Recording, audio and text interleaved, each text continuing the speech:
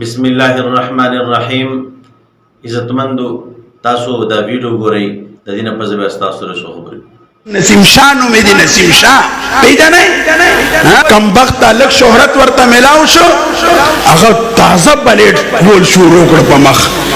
دا د بلیډونو یو کمپنی وا هغه کې پکې مشورې لته لولې په مخ باندې بلیډ خدي نسیم شاه استاد ازوانی عارضی استاد مال عارضی تعالی دا جسم الله را کړ دی تعالی شهرت الله را کړ دی تعالی مال الله را کړ دی ته رسول الله صلی الله علیه وسلم سنت توهین مکوا ته داسې مشورې باندې لعنت ولېګا چې کومې مشورې دی وجنه دی جانان رحمت الله علیه صلی الله علیه وسلم زړه زخمی کیږي.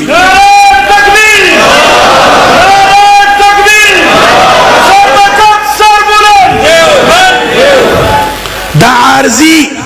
شهرت دی ډیر لا دی مولانا صاحب څومره بهترین خبرې کړې دي او نسیم شاه ته یو پیغام ورکړی دی چې کوم طریقه نسیم شاه کړې ده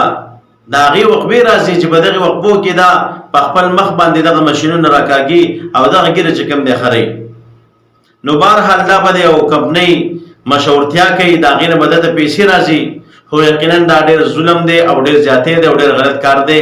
نسیم شاه ستا والد صاحب هغه دیندار دی ستا تر او ستا خاندان هغه دینداره خلک دی خو چونکې دلته چې دا کم کار تا کړی دی دغه پیسې دې په خړه څه ولګېږي دغه مشورتیا دې په خړه څه ولګېږي. علما فرمایي یو ګناه داسې ده چې هغه د انسان سره 24 غنټې موجودې وي که انسان روټۍ خوري که انسان اوده دی که انسان یخ دی که انسان مونځ کوي خو هغه ګناه ورسره موجوده ده او هغه ګناه څه ده هغه دغه ګیره خرول دي. یو انسان ګیره خرول له که ته د خانه کعبې نه طواف هم کې دغه ګیرې خرول دا ګناه چې کوم دی ستا په غاړه باندې ده. دغه رنګې که ته اوده مې دغه ګیره خرول دا ګناه ستا په غاړه باندې ده. دغه رنګې که ته مونځ کوې دغه رنګې که ته کښېنې که پاسې نو داسې یو عظیمه ګناه چې 24 غنټې ستا سره ده نو دا څومره خطرناکه ګناه ده د دې نه ځان ساتل پکار دي. نور ګناهونه دي هغه د سړي سره 24 غنټې عام طور باندې نه وي که یو سړی دروغ وایي په بل ټایم کې هسې ناست دی خاموشه دی اوده دی نو دغه ټایم یې خو د دروغو د ګناه نه بچ دی که نه.